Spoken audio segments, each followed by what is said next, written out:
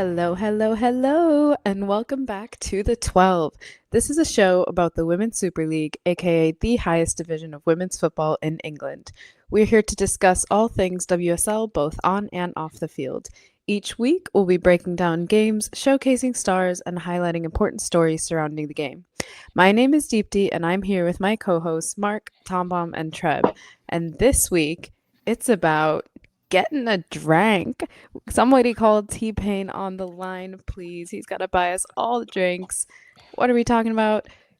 The WSL Championship, not the WSL, the Women's Championship League is trialing this pilot program where they're going to allow fans to bring alcohol into the stands.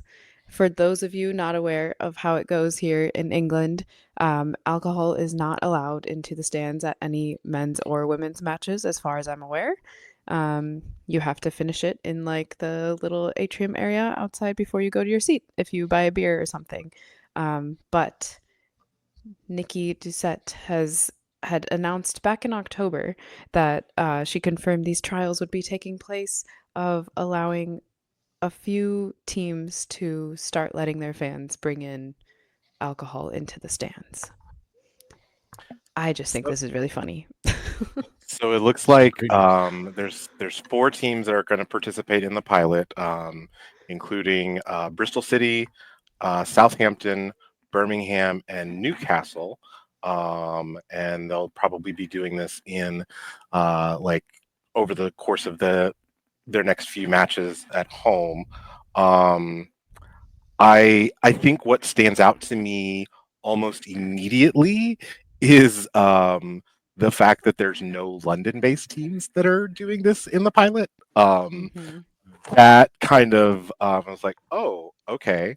And I think that the second thing that stands out to me is that um, Newcastle is amongst one of those teams. I mean, like, I mean, I'm just saying it stand out. Like, I mean, there's a beer called Newcastle. I don't. Uh, so like, I guess, and like, obviously not having gone to a WSL or a championship match or even like a prem match or any of the soccer or any of the football pyramid in the UK. I'm not really sure like how that works. And I'm assuming that most of these rules were brought about in the 80s and 90s to reduce on hooliganism, et cetera, et cetera. But like, Mm. Deepti, can you kind of speak to like what like the environment for the matches are like without like drinking in the stands? Honestly, it's great. I don't. I mean, comparing it to the few like matches I've been to in the States, where obviously like drinking is allowed within the stands. It's a lot cleaner. I'll put it that way. Like the stands, there's not spilled alcohol and spilled beer everywhere. It's still like still rowdy enough. Everyone's still loud. Everyone's still really into the match, and I don't know exactly why it came about initially.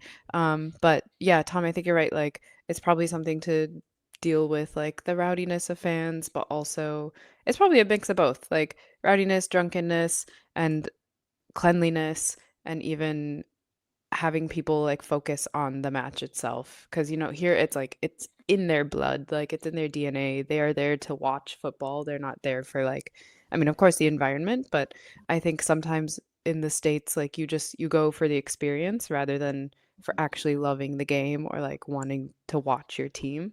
Whereas here it seems like pretty much everyone who goes is there to watch football. And so they are really more focused on that, and like the beer is kind of a side thing. So it's not like a social like because I mean I know several people that like um have gone to matches here in the US like this it's just a social event Mhm. like that's just like I'm gonna meet up my friends like we're gonna say some chants we're gonna dress in the team colors and we're gonna drink some beers in the stands and like be Have friends. beer thrown on you when the team scores a goal, kind of thing. Yeah, yeah, Yeah. yeah. Yeah. Shout out AFC. Yeah. Yeah. Yeah. But yeah, so it'll be interesting. Number one, like I guess women's matches are quote unquote more tame in terms of the fan base. It's more like family oriented. And so it'll be interesting, I guess, to see I mean, I'm sure the trial will go fine, but like where it goes from here.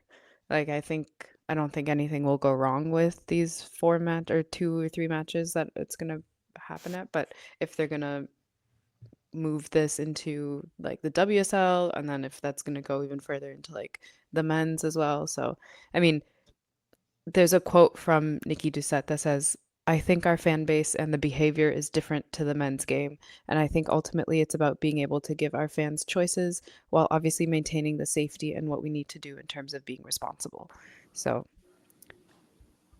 take Yeah. that as you will. But yeah, I just thought that was really kind of funny that they have to have a whole pilot program to like slowly bring in drinking into the stands itself.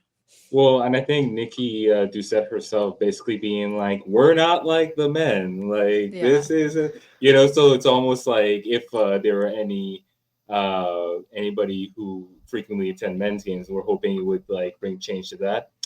It doesn't appear that that's what they're Yeah. trying to do. So, but yeah, I mean, I think it makes sense. I've talked about before, like you can't treat the women's game like the men's game in every aspect, right? Like they are their own totally different environments, atmospheres, and so forth. Like the day that they had the weekend that they had all the games at the men's stadiums. Um, Two of those games were in London, right? It was the London Derby and then the Chelsea versus Man City match, right? And they like there's a group of women's supporters that actually travel from one match to the other, right? And I think that's something that's another example of something that's unique to the women's game. And I think that it's smart for the WSL organization to kind of lean into those things in terms of growing the game. Like ultimately you're getting the your potential audience is just different, and so I think you should be creative. And so I kind of from that aspect, I like it. And I hope it goes well. I hope there's not too many incidents, right? Like, Yeah. so I don't think there will be incidents, right? Because I think, correct me if I'm wrong, tennis matches allow drinks like while you're at your seat, right? Yeah. And like I feel like people go and watch like tennis matches all day type of like I've never gone to one, so I don't know how it is, but I feel like that's something you're like, okay, I'm gonna set up for the day and watch like 3 or 4 matches. And you never really hear like you hear about the odd incident here and there, but you never really hear about anything crazy. And that's just kind of to Mark's point where it's like I think the WSL and just women's soccer in general is very much almost like a whole different sport when you compare it to the men's side in that regard, right? Like it's very much the same sport, same tactics, all that. But I think when you're talking about how the atmosphere is handled and just how the fans behave, I think women's soccer in general is a lot less rowdy, a lot less Mm-hmm. in your face, a lot less like, okay, we're gonna get debaucherous with ourselves. It's like it very much is like a family atmosphere. Like, okay, we can have like a glass or two of wine and be good and like enjoy ourselves. We don't have to go crazy and be insane. So Yeah. I don't know. I'm excited. As an American sports fan, I like the idea. I feel like Nikki just said is right. Like you got to give people the option, the Yeah. choice, and you have to give them the chance to prove they can handle it or not. Yeah, and I think it'll be interesting because I mean, personally, I don't know how many fans currently think it is taking away from like their experience of not being able to take their beer or whatever it is into the stands. And like maybe it's just because they've always been used to that, or like I said, they're not focused on like as much of the social aspect as they are to just watch a match. So I wonder how much it will change, if anything. But Again, I think my biggest thing is like there's no London-based teams. Like, yeah. I not even think the Trail King. yeah, like it's not even London City is in the mix for this pilot. I would be interested to see once this. I would assume that if the pilot goes well with these 4 clubs through the back half of this season, that we'll probably see it across the championship um, all season. So I would whether Charlton or London City is one of the teams that gets promoted next season. Whichever one of those teams stays down as the London-based team, I'll be interested to see what the fan reaction is amongst them. Yeah, that's a good point. London City is one of the teams that will be playing, but they're playing at Bristol during their trial match. So Mm. Kang will get a look at how it is. She already knows from I was about to say, yeah, the Kane spirit. knows how it is from Yeah. DC. Right. All right. Well, let's move on to this. Well, it's been a while since we've had an episode. There have been quite a few matches, but we've had some exciting players return to play after injuries and various other absences. So we'll just go down the list and start with Ella Toon, who was injured and out for a bit from Man United, but she was back this weekend and scored in the FA Cup match that they played. And that's going to be huge for United. Like they, I think that I think we can all probably see that at the halfway point of the season, Valentellis Joyce is probably the best keeper in the league right now. Just like as far as like um, pure shot stopping, and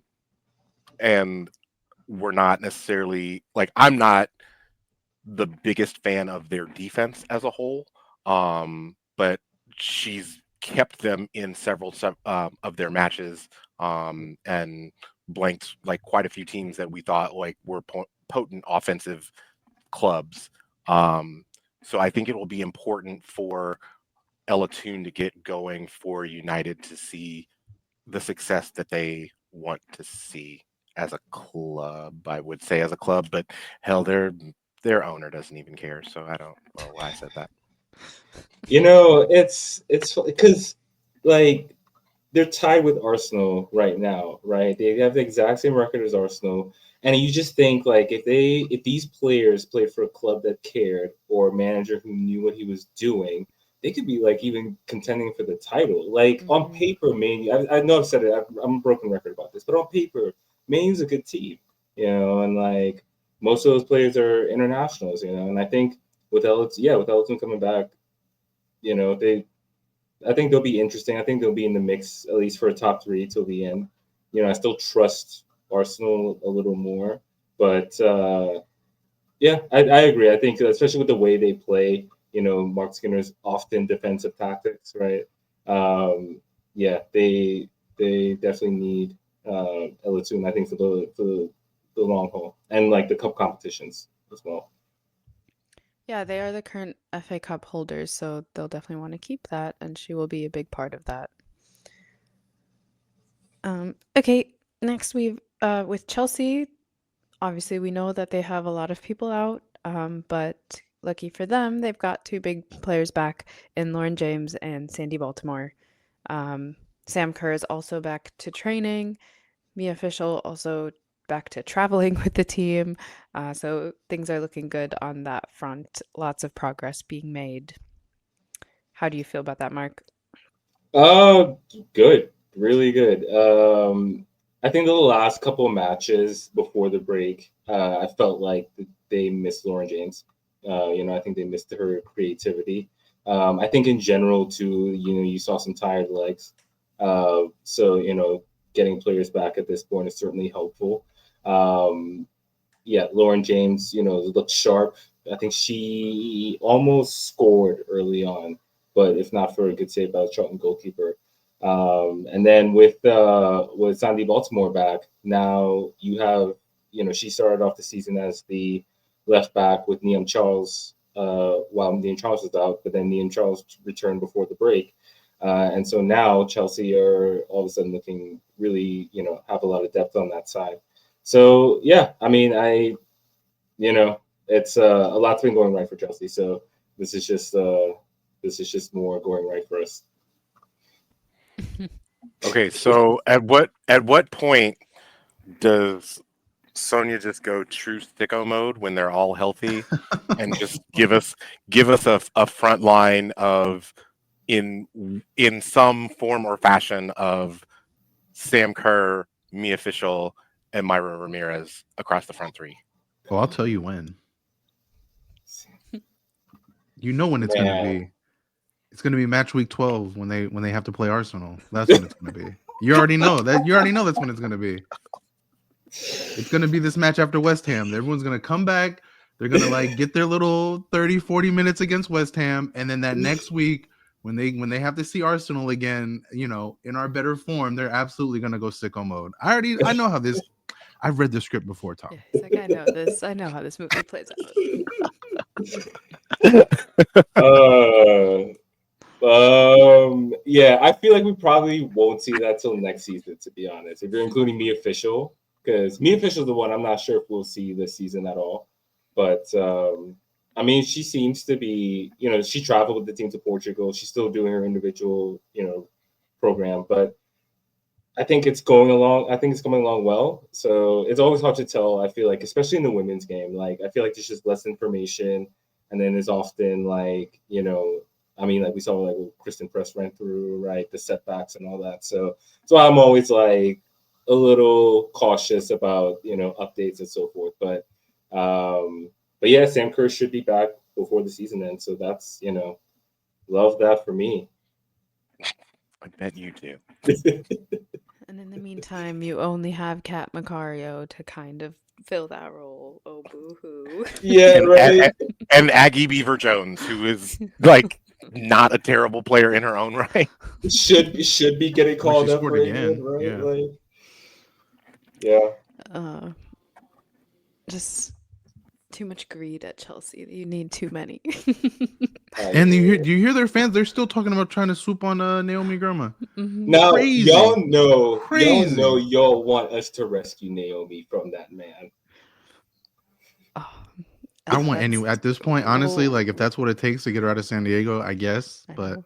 It's like I'm we can also go down low-key that path hoping. another I'm also day. hoping Leon come and be like, you know what? Because Leon are also losing several defenders, and they've also got money and influence and power, especially with That would be interesting. kind of being a home for a lot of U.S. national team members. So That's true. I kind of hope they pull a snipe. Say, hey, we need something to change it up. We're gonna get Naomi. But yeah, anyway, Why you gotta be a hater, bro? you know why? Okay. Let's move on to Tom Bomb's team. Man City also got a nice striker back, Viv Miedema. She also scored in the FA Cup match that they played. And then you guys made a new signing. You got a center back in Rebecca Yeah. Knack. Yes. German international, had been playing in Sweden. She actually started the match, the FA Cup match over the weekend. It was real important to get number one to get Viv back, especially with Bunny Shaw still out and injured. She did travel with the team to Abu Dhabi for some training, but she was training separately, as was Lauren Hemp and Risa Shimizu, who we still have not seen in a City shirt yet because she injured her knee in the Olympics. Rebecca Knock was going to be very, very important. Alex Greenwood ended up popping her MCL in the Champions League match against St. Polten at home. While it is not an ACL, there's still the surgery that she had to go through. Gareth said that she did suffer a setback from the surgery as well. So we're not really sure what that recovery time is going to look like. There are also obviously Laia Alessandri is out of contract at the end of the season. And she's not necessarily been quiet about her desire to go back home to Barcelona. She's a La Masia product. That kind of makes sense, although it will kill me to see her go. And for me, Alana Kennedy has not been it as a center back this season. That's not to say that she hasn't, done good service for the club over the last 3-4 years. But I don't foresee her having a future with the club, and there's already rumors about her departure as well. So it was going to be real important to get another center back in, and I wouldn't be surprised if we see another signing of a center back prior to the end of the deadline. Like a Naomi Girma. Listen.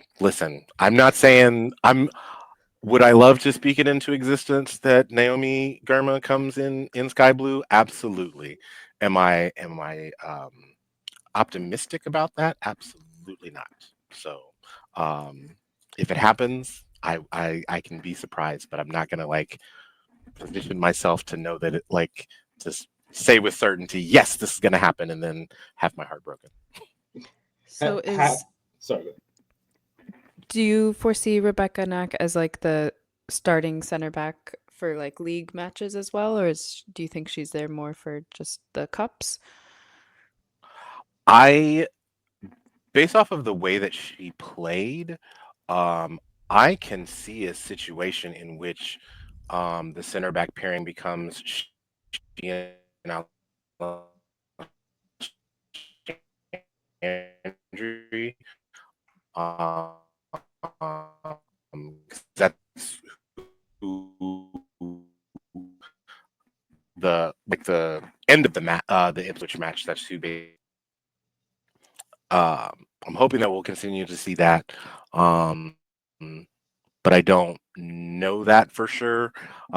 Gareth is very much a loyalty manager, so I could see a situation where he just like keeps running out Kennedy and Alexandri, and we've already seen that they don't have a lot of chemistry together. Gotcha. I, I Yeah, was just Mark, go gonna ahead. No, yeah, I was just gonna ask, like, have City do you remember a time when City have made like a big splash in January? Honestly, I think last season was probably the when they did make the biggest splash, just because of the number of players that they signed, like signing Laura Blinkilde Brown, uh, signing Poppy, signing Tara O'Hanlon. So just by virtue of numbers and the fact that it was at the deadline, that would probably be the closest thing to like a giant January signing. I mean, unless you go all the way back to the introduction of the two Americans in Rose Lavelle and Sam Mewis. Oh, sure, yeah. Mhm. No, yeah, I'm just curious because I mean, I feel like City, there's still a lot that they can achieve this year, and I feel like they're a team, especially with their current squad state, and then certain other players who are maybe in, maybe out. They're a team. I feel like they should be either active or making look a big splash in January. Yes, and I also know that like as a whole, like on both sides, both the men and the women, they've like have always kind of been a little reticent to make um s- winter window signings and think that those players were going to make an impact. So it would not surprise me if it was Rebecca Knock and maybe one other signing Mm, during this window. mm. Nice. Speaking of other new signings, Liverpool signed Julia Bartel on loan from Chelsea, and if if you recall, Bartel was signed from Barcelona, I think on a 3-year deal to Chelsea, Yep. um, but she wants minutes, she wants starting time, playing time, so she's going to Liverpool for uh, the loan. I'm assuming the loan is through the end of the season. Correct me if I'm wrong. Um, but yeah, that's an exciting one. She's a young and upcoming player. Yep. I think that Liverpool desperately needs a playmaker.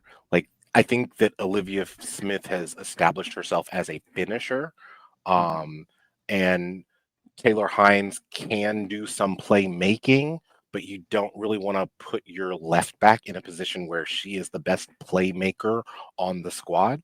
Um, so I think that they desperately needed something new and exciting in the midfield. So I will be interested to see how Matt Beard utilizes that signing. Yeah, I love this move for her, especially because of the type of football that Matt Beard has demonstrated that he wants to play. Obviously it kind of depends on the players you have available and the form that they're in and so forth. But um, like I think her age too, she's still 20, I think. And so it makes sense. So she's really, it's going to be tough for her to get minutes at Chelsea right now. And like, even on an international level, she doesn't have a senior cap as yet, like she's gone as high as U23. So, very young in her career. I still think that like she's an intriguing player for the future for Chelsea. But, I hope she does well this year. And if she does well enough, maybe she goes back to Liverpool for a season-long loan. Yeah, it very much feels like a loan for Liverpool. That's like, okay, let's ensure we don't get caught up in that relegation battle, right? We talked about it before the break, just how there was kind of a line drawn in the sand and that Liverpool was on the wrong side of that line.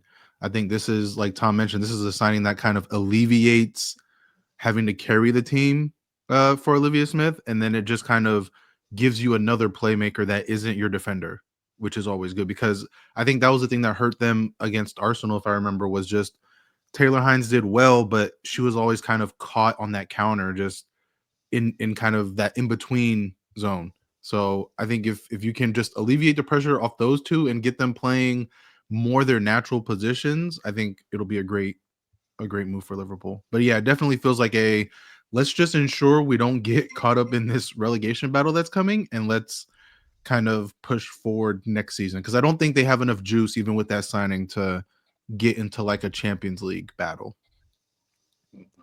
Yeah, I think they either need more signings or there's just something we've been talking about them all season has to like change with their mentality and like finishing out games and stuff. But yeah, curious to see what Matt Beard does with her and if he'll start climbing the ranks of Tom Baum's top coaches in the league. Again. Hey, I mean, Tom like, gave him the kiss of death earlier in the I year. really I mean, he did. said I it. really did. I really did. I really thought that he was the best manager in like tactically, his player management, like all things considered, that he was. And then they kind of crapped the bed as a whole. So But a team that desperately needed new signings and got them, a few of them this window, was Everton. And hot off the new ownership of is it the Friedkin Group? Yeah. Yep. They have 4 new players now. Kelly Gago, I'm not sure how to say her name. Martina Fernandez, Emma Watson, not the actress, not to be confused with Hermione, and Haley Ladd. Yeah, Kelly Gago's a striker. Um, she was on Nantes before. She played a lot in France. Martina Fernandez is a young Spanish defender.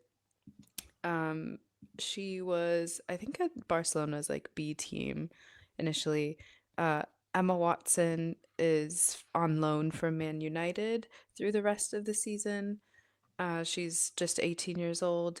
And then we know the Welsh international Hayley Ladd, who also was from Man United, but she's on a permanent deal, not a loan. I think that this is.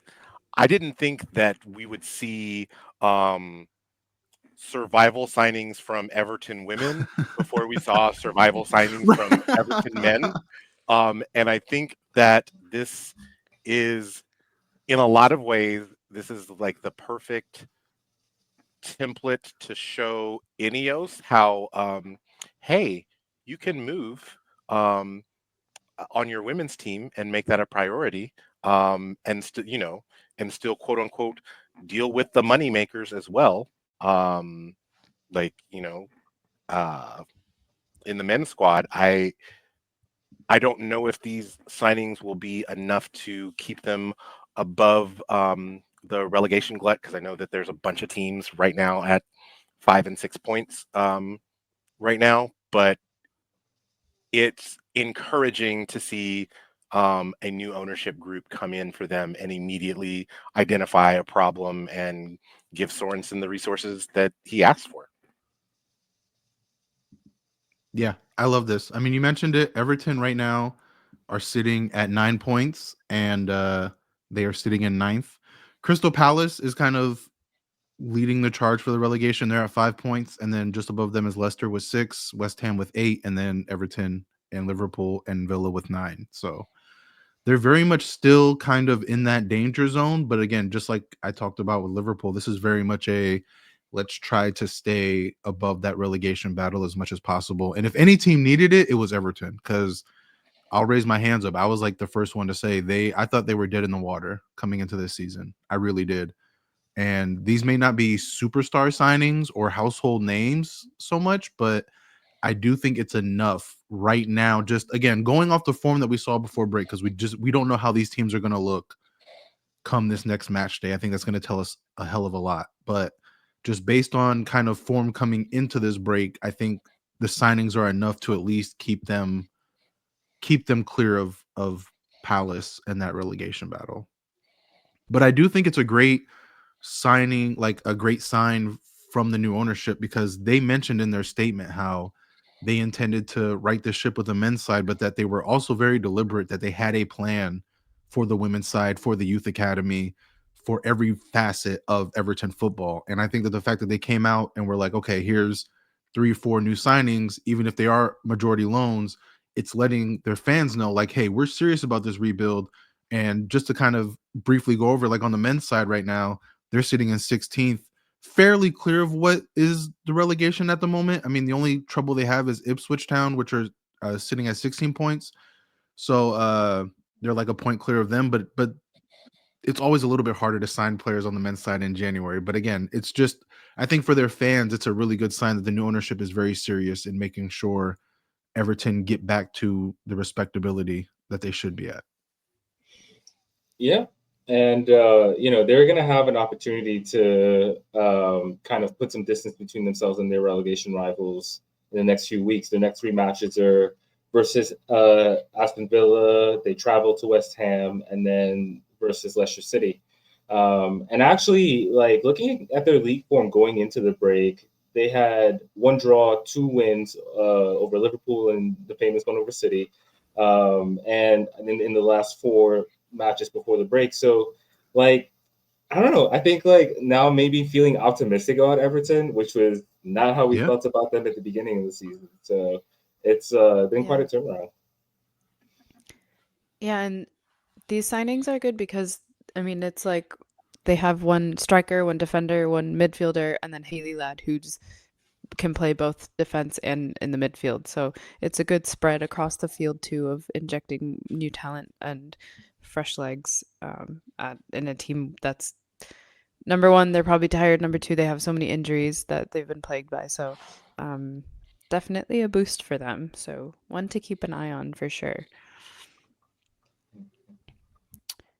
All right. Shall we move on to FA Cup matches? Only 4 were played out of the several that were scheduled for this 4th round. The 4th round is where the WSL teams entered.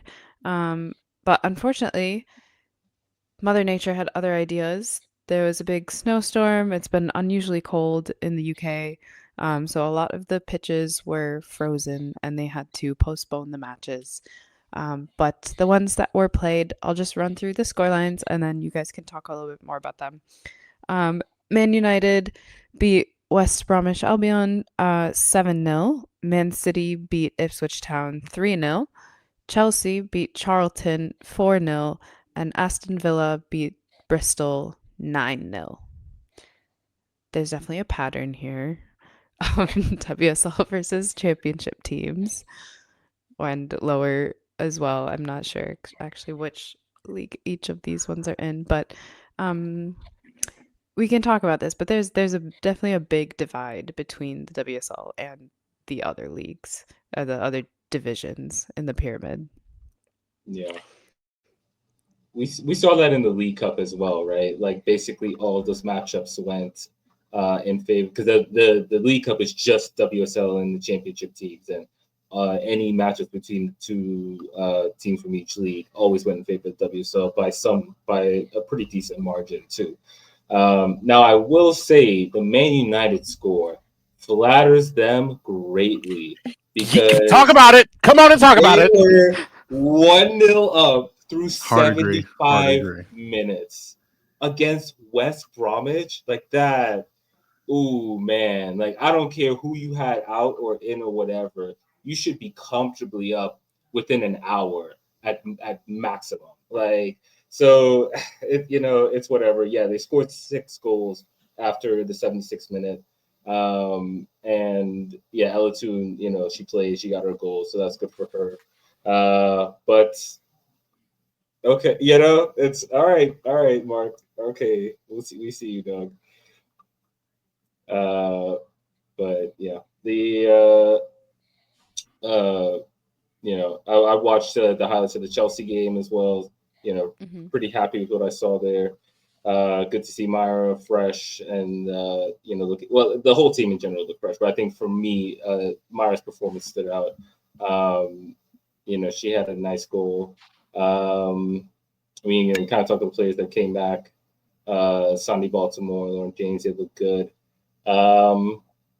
But yeah, nothing too eventful. It was kind of, I don't think they ever got a second gear really. And it was just nice to have this match back after the break. I feel the same way about City's match against Ipswich Town. I think it was great to be able to actually give Yui Hasagawa a rest. Um, like, and like you knew that, and it was interesting to see that actually Gareth put Laura Blinkilde Brown at the 6 instead of Laura Coombs, who was the other midfielder that they started alongside Joe Roard. So he kind of went with some youth in that position, which Ipswich Town is not necessarily going to burn you with what they have. I mean, yes, Natasha Thomas is a club legend for them. She's became Ipswich Town women's first ever international player recently when Natasha Thomas got called up to Jamaica squad. And that's really all about Ipswich Town that might have scared anyone. So it was good to see that. It was good to see Viv get on the score sheet. It was good to see um, uh, Jill Roar to get on the score sheet. Um, Chloe Kelly would have had some assists had um, Laura Laura Coombs's goal gone in on her first shot and not her second shot. And it was good to see Gracie Pryor get a start actually at center back versus fullback, which Gareth had been playing her at for some Champions League matches. And it was good to see Lily Murphy get a start as well. And yeah, you could tell that the players just looked refreshed. So I am very interested to what this type of play, what it can lead up to going into a derby for Man City this weekend. So, Nice. Tom, just make sure, just fact check me here. Was that Chloe Kelly's first full 90 of the season? Because that's what it looks like. No, she went the full 90 against St. Polton on the road, I believe. Let's see. It's saying she came out. It's saying she was Oh. subbed out in the 63rd. Oh, well then yes, this is her first full 90 of Oh, the season. okay. New year, new vibes, right? Is Kelly back in the squad? I mean, maybe. It's just it's not looking great for her. And we're talking about moves to be made, and I don't know at what point she's gonna get a move to go somewhere else, if at all. So I'll I was be about to honest say, with it you. sounds like she's not getting a move to go somewhere I else. thought she would have been gone by now if she was going. Same. So yeah. So and Unless I it's wonder, just like a move for next season. yeah, and like that. I mean, any way that you slice it, it's still going to like her main priority is just to be able to play for the Lionesses for the Euros this summer. And whether Serena told her, hey, you need to fight for your spot at your club for me to like give you a spot, or hey, I need you to find another spot where you can play. I don't know what those conversations have been, but yeah, first full 90 all season. That's kind of rough for the player that led your team in chances created the previous season. Mm. Yeah. Like, not just led your team, but also led the league. Yeah. Yeah, right. Yeah. Yeah. But you're right. I also thought she would be gone by now, but maybe we'll see what's in store. I only say that because from Gareth Taylor's comments after the match, it very much sounded like he was saying she's not leaving this January for sure, and I have to reevaluate whether she's going to be leaving at all, which is kind of surprising because does that mean that no offers came in? Does that mean that offers came in and she was just like, no, I'll wait? Because at this point, people like teams don't need Manchester City in these negotiations, right? I mean, unless they Oh, want to get her now, I guess they would need Manchester City, but sure. it's kind of just weird that like I can't imagine them blocking offers. Yeah. Yeah, I don't know. yeah, I don't know. I don't know how that like, and I'm not sure. Therese is new, um, and I'm sure that she and Caroline O'Neill are both having those conversations as well with Gareth about and with Chloe Kelly's people about what the player wants to do and how they're going to be able to do that. So I don't know. I also want to shout out Sean Goder, who is currently the caretaker manager at Aston Villa, the lone black manager in all of the WSL, for getting Aston Villa ready to go and play. I was about to say, And is they that did why they were playing with some sauce now? apparently. Because they did not play around with any games with Rovers at all. And that scoreline didn't flatter. Like that was a start to finish, just Yeah. dropping goals on that That's ass. 3-0 Yes, within 10 minutes. Yeah, right. that's like you're lucky it's 9-0 because it could probably have been worse. Yeah. Yeah. That's crazy. Shout out to them. Good for them. But yeah, I guess as fans, I think part of the reason at least I like the FA Cup and the other league cups, there's always chance for upsets, right? Where someone in like the lower league can upset one of the big names in the top two leagues or so. I feel like we're not gonna see something like that in like the women's FA Cup just because of the divide that we're seeing. Maybe like a championship team can get knocked out.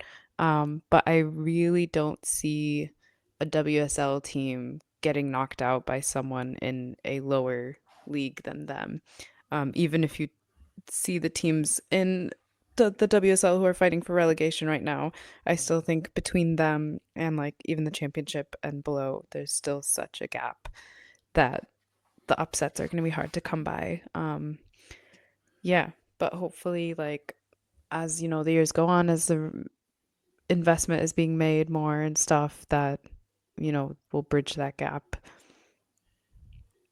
Yeah. Yeah, Um, I wouldn't even know who to say like of the remaining matches involving um Well, probably the Crystal WSL Palace teams. Sheffield has the best chance at upset, I feel like. See, that's interesting because I was actually going to say Brighton against Durham would probably be the Oh, closest. I just Um, feel more confident in Brighton's ability to score when needed. hmm, Whereas like I just feel like Crystal Palace, especially the last 4 or 5 matches that they had coming into this break. I mean, especially was talking about how important these matches were because they were against relegation rivals, and they just like crapped the bed every time, and they struggled to get the ball up the pitch. So I feel like, I mean, I've not seen much of Sheffield, to be 100% honest with you. I'm not watching championship matches like that, but I feel like just on paper, if you're talking about coming into these remaining games, who has the better chance at an upset, I think it's Sheffield tomorrow against Palace. But who knows? Maybe they finally wake up and get 10 goals, you know? I do find those two matchups really interesting in that Mhm. like both like Crystal Palace and Sheffield United and Brighton and Durham are in similar spots amongst the Yeah. table Yeah. in Yeah. like the WSL and the championship. So it's like, okay, what does like one full level apart, like what does that really Right. spell Like a out? bad a quote unquote bad WSL team against a bad championship team. Right. Mhm. Oh Correct. man. Yeah. Browns versus Alabama type of stuff Yeah. for Yes. the for the American football folks out there. Yeah. But okay, to quickly run through the postponed matches that have been rescheduled now. Like we said, Crystal Palace versus Sheffield United is going to be um, tomorrow from when we're recording. We're recording on the 13th. So they're playing on the 14th. Leicester City versus Stoke City on the 15th. And then 4 matches are going to be played on the 29th. So 2 weeks from now, Everton versus Tottenham, Brighton versus Durham, Arsenal versus Bristol City, and West Ham versus Liverpool. And then they've already done the 5th round draw. And I actually don't know when that starts, but they've done the draw and just said, like, for It's example, the Man United. it's the week of February the 9th Okay. is when those matches will start. Okay, week of February the 9th. So we have Man United versus Wolverhampton, which is either third or fourth division, so that'll be a fun one. Man City versus the winner of Leicester versus Stoke, Chelsea versus the winner of Everton versus Tottenham, Aston Villa versus the winner of Brighton versus Durham, Crystal Palace versus Sheffield, sorry, the winner of Crystal Palace and Sheffield versus Newcastle, and the winner of Arsenal versus Bristol City versus the London City Lionesses. And then Rugby Borough versus the winner of West Ham and Liverpool. So, Oof. yeah, there's a few more, like, There's some intriguing possibilities out there. yeah. Mhm. I do find it really interesting, and Trev and I were talking about this before we got started. All 4 of the teams that were able to play their matches this weekend got really favorable draws in that no matter whom they play, they're still playing at home, like in the 5th round. So um, you know, Man City will play whoever comes out of Leicester Soak, but they'll play them at the Joy Stadium. Chelsea gets the winner of Everton Tottenham, but they get them at Kings Meadow. Aston Villa gets the winner of Brighton Durham, but they get them at their place. So having like it almost seems like there was a large advantage given to the teams that have already punched their ticket to the 5th round. Yeah. Maybe. Cool. Now, we are back to league play as well this Oh my weekend. This is why we're here. This is what we've Now been we are waiting for. officially back. This is what we've been waiting for. This is what as Rihanna told the Yeah. children, this is what you came for. Yes. Yes. We're officially back now. The WSL is back. We have a full slate, 6 matches. And I'll just list them off again. We have Liverpool versus Brighton, Everton Friday Night versus Lights Aston match. Villa. What'd you say? Friday Night Lights? Yes, Friday Night Yeah. Lights. Then Tottenham versus Leicester City, Arsenal versus Crystal Palace, West Ham versus Chelsea, and the big Manchester derby, Man City versus Man United. Tom, I'll start with you. Besides the derby, which one are you looking forward to?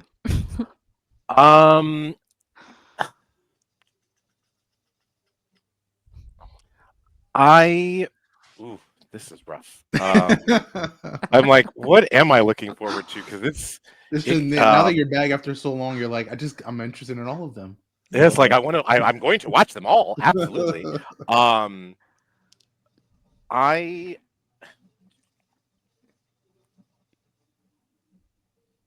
that Everton Aston Villa match, Mm-hmm. I think is the one and that's going to be on Saturday, so it's kind of like an island match. It'll be kind of a situation where, like, okay, Sorensen just got all of these reinforcements, and like, how does this look Is he able to use all of the signings that we just talked about in the winter window? And then Aston Villa, we've seen them get the new manager bump ever since Sean Goder took over. Does that continue? Does that run out? It seems like Sean Goder has figured out a way to get Rachel Daly, Ebony Salmon, uh, Adriana Leone, and Gabby De Silva all on the field together, and it worked because that's basically hell. The last time that they did that was in the FA Cup match, and they dropped 9 on Bristol Rovers, and they're stepping up in competition. So, like, how does that work going forward? I I will be really interested to see that, especially against a team like Everton, which we know that they struggle to score. Um, and like we know that they're going to set up in a more defensive posture, even if they are at home. I'm just really, really looking in on that match to see kind of the chess match between Goder and Sorensen. That's a good pick. Treb, how about you? I think for me, it's yeah, I think it's gonna be the Liverpool match. Yeah. That's the one. I just had it. I'm sorry, I just had it and like I lost it. Yeah, the Liverpool Brighton match, because I know I talked about it, and I still don't think Liverpool have the juice to get into that Champions League fight. But if they can beat Brighton, that'll put them within 5 points of Brighton. That'll give them 12. Brighton will stay at 17. And I just think that kind of could give them a lot of belief going forward, and and I think it'll make them a lot more fun to watch, because then they'll be going into every match like, hey, we just need Man United to slip up. We just need Brighton to kind of continue doing what we know that they do, which is not score goals, right? Like, so that kind of puts them in a mindset where it's like, if we can just maintain our wins, you just never know. Again, I don't think they have enough juice to get into the Champions League battle, but you just never know with the matches remaining and the teams above them. So I'm looking at that Liverpool match. Like, if they can at home come back from break and be like, okay, we got the new signing. Here's how we're going to deploy her. Here's what we're going to do tactics wise with Olivia now and all these players. Like, I think then we'll see what they really have for the rest of the season. But that's the one I'm looking at outside of the obvious. Yeah. And it might not, like, the table might not show it, but to me, these two teams are actually pretty even. Yeah, yeah. Yeah. And so I think that would be a good one. Like, I don't know that I can pick who would win right now. So I good think pick. Liverpool. I don't know. I think that new signing is Especially going to be with enough for it Liverpool. being at Liverpool, yeah. Yeah, Like, Right, yeah, right. yeah. Like, because we've seen that, like, Brighton really struggles to score away from the Mhm. South Coast. Like, Yeah. struggles. Yeah. All Yeah. right, Mark, how about you? Yeah, I'm looking forward to the Tottenham Leicester City game. Tottenham. So since the London Derby, they actually haven't lost. They had 2 league matches and 2 women's the League Cup matches, and they won both their League Cup matches, securing passage to the next round. They beat Everton and they drew with Brighton. And I thought they actually were pretty solid in that Brighton match. Especially to go on the road and get a point versus a very good team. And I think that this is an opportunity for them to hit the ground running. They did uh, eventually get into double-digit points. They are the last double-digit points team in the WSL, or at least the last team to reach that threshold to this point. And so, I think they're quietly on the up. Leicester, on the other hand, I mean, they're sitting 11th. I think they badly need to start scraping as many points as they can. I think they are capable of getting a draw at Tottenham. Just because like you just never know with Tottenham, right? So like Everton almost did it at Tottenham. So I think that may end up being a closer game than it appears on paper. And I mean, like there's 5 points separating those teams, even so it's not really that much of a gap between them, I think. Yeah. Nice. Yeah. Between like Villa, Leicester City, and those ones who are kind of at the bottom of the table, it's like you said, there's not much of a gap between them. So anyone win or 3 points can really bump them up. Um, yeah, then there's the two London derbies, Arsenal, Crystal Palace, and then West Ham, Chelsea, which are kind of like top of the table versus bottom of the table kind of matches. But derbies are always fun, and I think coming off a long break, and especially for like Arsenal and Crystal Palace who had their matches postponed. Crystal Palace will get to play tomorrow, but Arsenal won't have played, so that'll be kind of interesting to see is a form continuing because they ended in really good form. They're on a streak, of course, and so in a way, I guess it's good that it's against a quote unquote easier opponent, and we should win.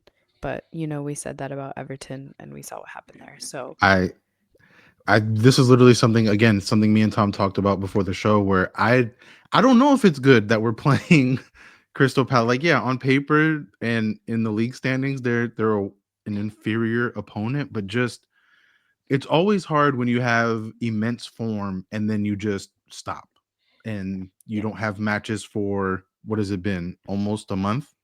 So I mean, training only does so much, and I mean, I really hope Arsenal are in the same form that they were in when they left, but a match, even if it is at home, that's a derby match against a team like Palace, like it just always makes me nervous. It really does. Like I would have preferred to have that Bristol City match just to kind of get our feet under us, get our legs warm. No disrespect to Bristol City, but we talked about it earlier. We saw what happened to the championship sides in these Yeah. in these FA Cup matches. So I think at worst it probably would have been like a 3-0, 4-0 win for Arsenal, but I think it would have at least been an opportunity to get players acclimated again. And especially when you're talking about an Arsenal team that, it may not feel like Chelsea are going to slip up, but they're still an Arsenal team that are very much in that title race. They're within an arm's reach of Chelsea. So I think all of that factored in, it's kind of tough to have your first match back in a month be a London derby match against what it's going to be a feisty Crystal Palace side who have played already, right? Because as we talked about, they'll play tomorrow in their FA Cup match. So, yeah, but yeah. I You're still have right. faith. I still have faith. I still have faith. Training So can only Mark, do so much. Like gameplay also makes such a difference. So I Hmm. think you're right. knowing that your opponent has not played literally in a month, but no, I'm serious. Like West Ham has not played Yeah. since they lost 3-1 to Aston Villa in Yeah. December. Like knowing that you all have played your FA Cup match against Charlton Athletic, like does that give you a little bit more confidence going in? Like, I mean, it is West Ham. And getting Like healthier too. Like yeah, that's getting also healthier. Like important. I mean, I'm sure that Sonya is not overlooking them, and I also know that like it's not the most, you know, the scariest opponent on your schedule. No, not necessarily, but I mean, like, I think there is something to derbies, right? And especially like those smaller teams, for those quote unquote smaller teams, this is the type of game where it's like their biggest game. I do think they are unlucky with the schedule, and having that played. And then I think certainly, getting, the players that Chelsea have gotten back. So like this is a match where I think Lauren James will be important. I think that she can be a real difference maker in this match. But I expect it to be scrappy. I was just looking at West Ham's record. They won 4 out of their last 6 games coming into the break. A couple of those were League Cup matches. So that's obviously a caveat. But yeah, I don't think that they'll necessarily be a pushover. And I still think that like even though Chelsea played, there will be still a little rust.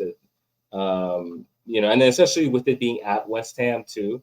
If they have a decent crowd and it's behind them and so forth, it could be tricky, I think. Listen, anything about the Chigwell Construction Stadium is Barclays heritage, as I believe they say across the pond. Yep. Yep. Exactly. Yes.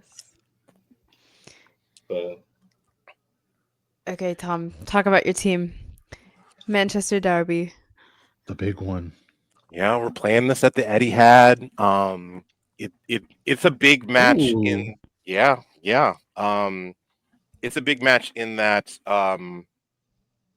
it can do one of two things. It can help City either bury United to the point that they are no longer worrying about the top three, um, or like because there's only a point that separates both squads. So if United were to score the upset and win, um, you like they vault ahead of City in the table.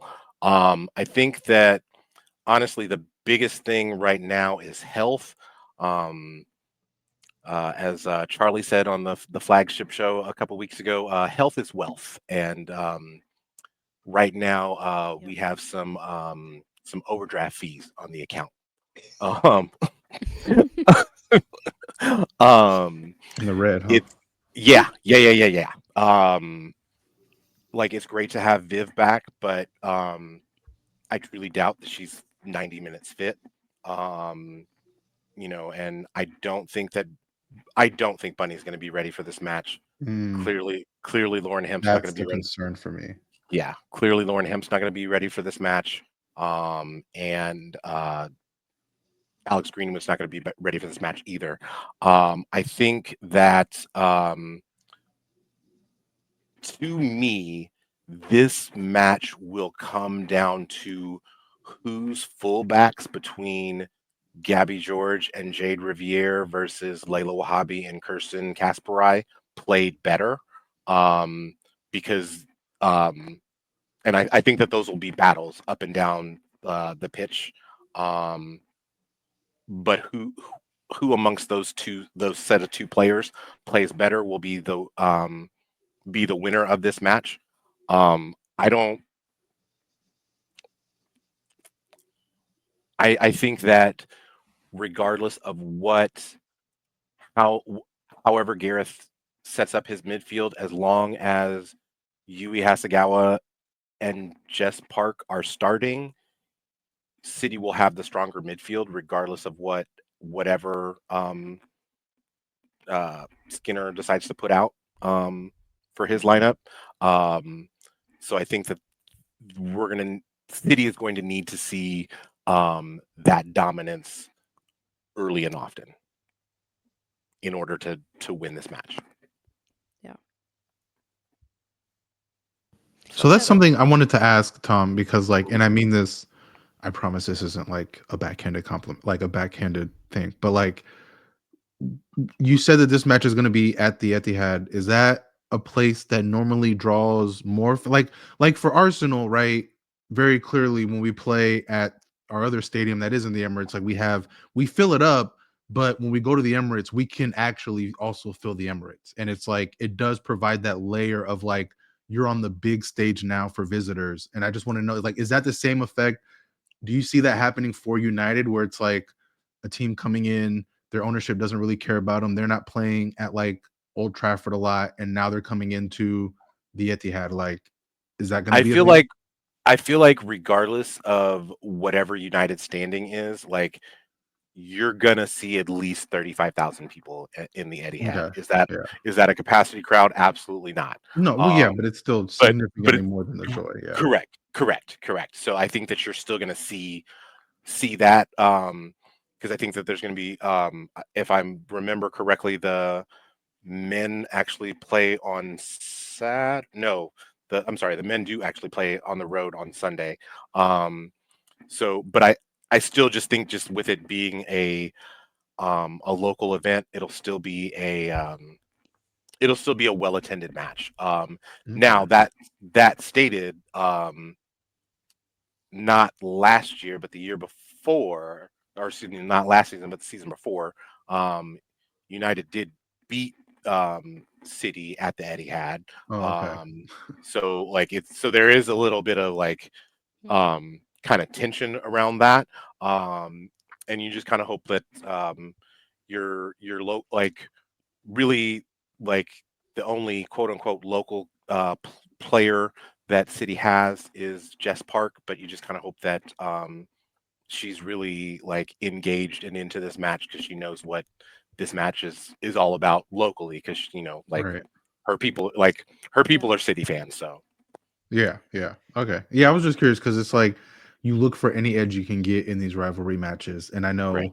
know, even though City had the great showing in the FA Cup, I think we all know that was a much inferior opponent. And when you're talking about the last league match you had was the 1-0 loss to Everton, an Two opponent two that is one. or two, yeah, 2-1. Yeah, they did score two on y'all, huh? Yeah, The two the I know, 2 right? loss to Everton. I'm just saying because you look at Everton and you're like, okay, that's definitely again going into the break was a far worse team than United on paper and in terms of their ability to play. So I'm just curious as to like the nervous levels coming in because, like you said, United wins and they go above us and you. Like they jump Right. into that second spot. I think what like going into the matches like down the stretch, like into the winter break for Man City, you could really tell that the squad was exhausted. Yeah, Like they were not used to playing a match every 3 days. And they didn't have like based off of injury, they couldn't rotate. Gareth couldn't rotate the squad the way that he wanted to in order to compete on both the league front and the Champions League front. And that's why you saw the last two results for 2024 in First City were losses, like to Everton and Barcelona, respectively. I think that having the time off, having the time away, was really good for the squad. Um, Even if you look at a player like Mary Fowler, who I don't believe actually went to Abu Dhabi to train with the squad when they were there, but she, just being able to go home to Australia, be with her family.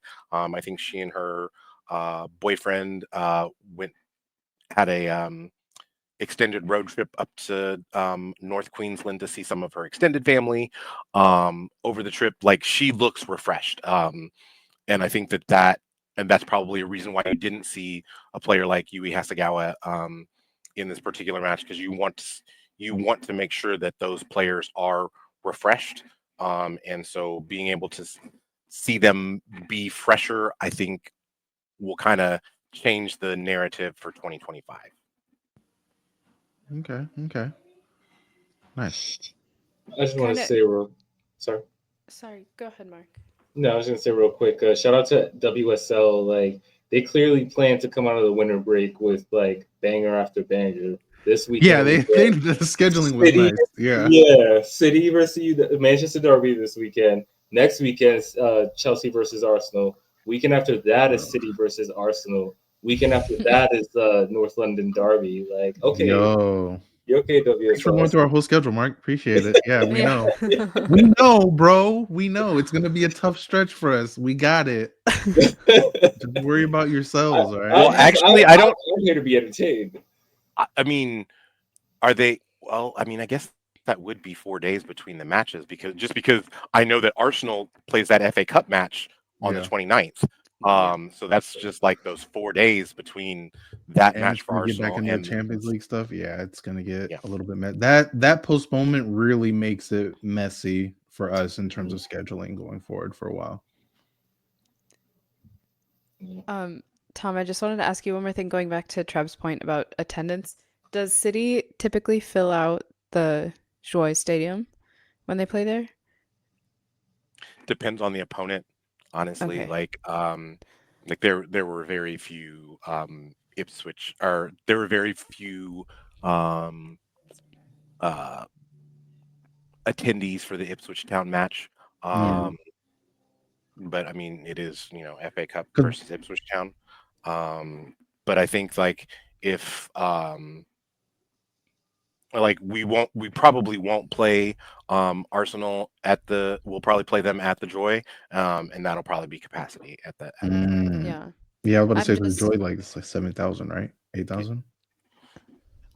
Smaller than that, I think. Is it? Oh, I'm not sure on that, but I was just asking because I know like for Arsenal, the Meadow Park is not actually 7,000, like right? in the city of London. It's a little bit outside, so it's harder to get to it. right. Whereas obviously the Emirates is here in the city, and so I think it's just also easier to get a lot of people to come to it.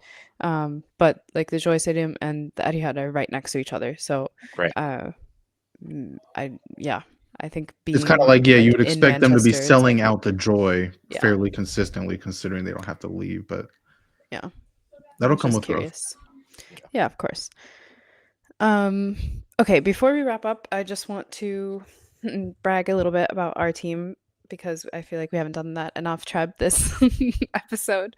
But we swept the Barclays WSL Awards in Talk December. about it. Talk about it. Talk about the hardware coming to the heart of London. Let them Yes. know.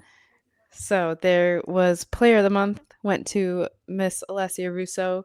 She also got the Goal of the Month for her second goal, a late strike against Aston Villa in early December. And then Manager of the Month to Renee Slagers. She's on 4-game win streak, I believe, and has won 10 out of the 11 that she's been in charge of or something like that. So yeah. Can I Um, just I just also Okay. want to say something about Renee. No, real quick. I just want to say Yes. because like, and this is like a bit of a mini rant to my own fan base here, to Arsenal fan base. And like, I know as an Arsenal fan, the last thing you want to do is try to like get generalizations of opinions from online. But as an American Arsenal fan, that's kind of all I have.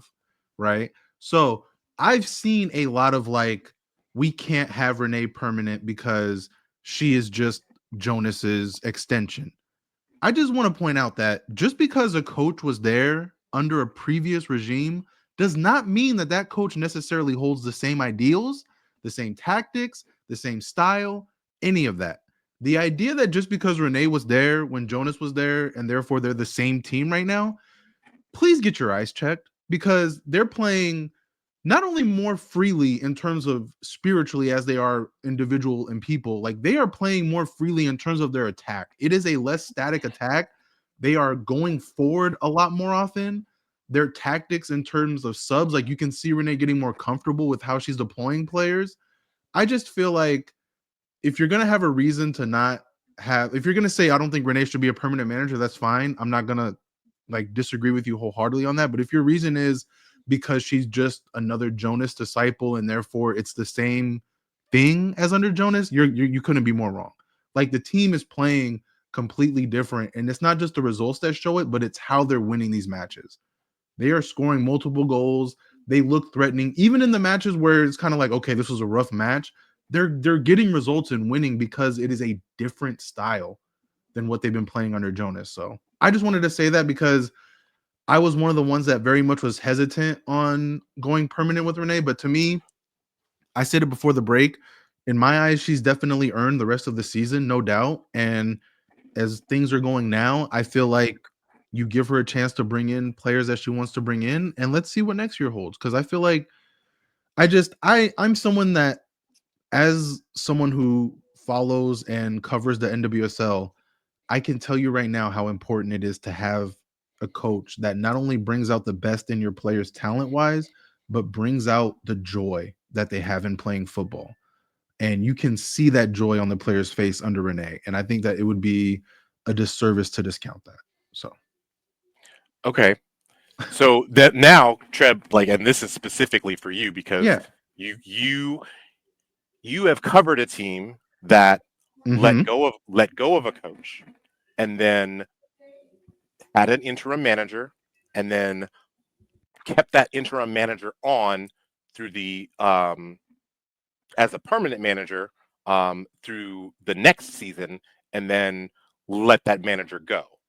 So what like do you have any hesitancy in that like this will be kind of a repeat of you know Freya is Jonas and Renee is Becky Tweed sort of Yeah. thing? Um, I mean, there's always the hesitancy because you're right. You know, how much of it is the new manager bump and how much of it is genuinely her instilling her ideals. But I think there's been enough time now because when Tweed took over Angel City, there was only 11 matches of the season left. And it was very much an end of the season frantic push for the playoffs, right? Like they needed to win as many games as they could to sneak into the playoffs. And they had that added motivation. when Renee came into Arsenal, it was just what 5 matches into the season, and at the time, it felt like Champions League was slipping away. It felt like the title for the WSL was slipping away, and Arsenal was very much in a point of like, we just need to bring the happiness back because our players look like they hate the game of football right now. And so I think given how much time has passed with Renee, I think it's again like I was the first one to say, I don't think we should hire her. I think we should slow down. We need to wait and see. But I've waited, I've seen, and I feel like this is more than just the new manager bump because not only did they survive kind of under Renee in that honeymoon period, they've now begun to improve and they've begun to look better coming into again. I don't know how they're going to look after this month-long break. I think that's going to be a huge test with her as a manager. Kind of how do you navigate something like that? You know, that's an absolutely huge test, and we'll see if she passes it. But I'm not saying they have to go undefeated, but I think if you're looking at Arsenal come May and it's like, yeah, she only lost 2 or 3 matches, I think you absolutely give her the chance to bring in a player or two and kind of instill her ideas. Again, that's if she wants it, because there's layers to why coaches aren't made permanent as interims. And you know, she's still, from what I mean, she's only what 35. She's a year older than Kim Little, who's still on the pitch. So, you know, I mean, it could. And no, I don't mean that No, and disrespectful to anybody. no, Yeah, that's I'm just just hilarious. I'm Like, just saying, like, she could very much be aware enough to be like, listen, this has been great experience, but like, I still need a little bit more seasoning before I'm ready to take over as an Arsenal head coach. So, Yeah. but But if she also, wants it, I give it to her for at least a season. See what happens. can I say something? Yeah, please. Arsenal has decided who it will be. We just don't know yet. But according to Tom Gary, the announcement is expected before the Crystal Palace match. So Wait, what? Okay, see, Wait, this is news to me. wait, decided who will be. So wait, do you mean decided in the next few days that the announcement is going to be made in terms of who the manager is? No, so they have concluded their search, like they know, and they're just gonna announce who it is before this Yeah, Sunday's match. interesting. Interesting. That is So interesting. okay, so it's not. Is Renee Sligers in the running? Was that mentioned Yeah, by Tom? yeah, Oh yeah. yeah, she I was one think of the she ones that is. they've been in the run. Yeah, Okay. it's interesting. Okay. What I was that but what I was just gonna say real quick to piggyback off of your initial point, Trev, about calling Renee Sligers an extension of Jonas. I think it does a disservice to her career, right? Like she was a head coach before Mhm. Jonas. She joined the staff after after they were at Arsenal. Yeah. And I think sometimes people assume that these coaches and their staff all travel together in one pack, but like if you're somebody like Renee and you want to get looked at by bigger clubs, right? And you know how difficult it is for women in particular to break in, as we've talked about before, then it's like, okay, maybe I take this opportunity, I get my seasoning at Arsenal, and then I go from there. And instead, this opportunity is opened up at Arsenal, right? Like I think that people should be willing to give her more of the benefit of the doubt if she continues to succeed. Yeah. I mean, I'm still blown away by what Deepti just said. So like I had no idea that a Yeah, decision was that's made. So like I'm kind of breaking news. curious. We know that Casey Stoney's at Canada now, so that's off the board. I mean, in my opinion, Right. I'm gonna be honest. which wait, we got to talk about that. I'm Well, sorry. Like hey, that's just. Does she know how to operate a drone? Like that might no. be like I think that's why they're was that the bringing her in to not do that. Question number one, yes. yeah like like can you operate a drone? I mean, I just kind of like, can I just take 10 minutes and call people in Orlando to make sure Seb Hines is still around there? You know, has he been MIA lately? Has he been? Yeah. Has he? Listen, I Is that the signing from the NWSL they're talking about for Arsenal? Is that it? Has it not a Is it a player? It's a coach. coach? Yeah. Is it a Oh, coach? Did we do the thing I said we should do and snipe Seb Hines? I would love that. listen, Either him or that Carm to me. having It's him, Carm, or Renee for having me. Yeah. having actually been able to like ask questions to Seb Hines, he might be one of the most thoughtful football managers that I've ever asked a question to. Mhm. And he's not like someone that's going to shy away from the moment. I came away from NWSL Championship weekend so impressed by who he is Yeah. as a person and as a coach. Yeah. But a person first. That's exactly why I personally love Carmen Moscato, because I saw her when Tigres came to visit Angel City a few years ago, and the way that she handled the infamous Mexican media was just a masterclass in standing on business. And so I was just like, that's a perfect. At the time, I felt like that was a perfect Freya replacement, but that's neither here nor there. We're talking Arsenal. I can't wait. This is interesting. I mean, this is exciting. This is what we're here for. Yeah. WSL is back. Arsenal apparently have a manager. This is great. I love it. On that note, you can find us on Apple, Spotify, YouTube, wherever you listen to your podcasts. Hit that follow button to stay up to date when new episodes drop. Leave a rating and review if you can. We would love to hear your feedback. There are 12 teams, 6 matches, 4 hosts. You're listening to the 12. The WSL is back. We are back. We hope you had a happy new year and happy holidays, and we will see you next week.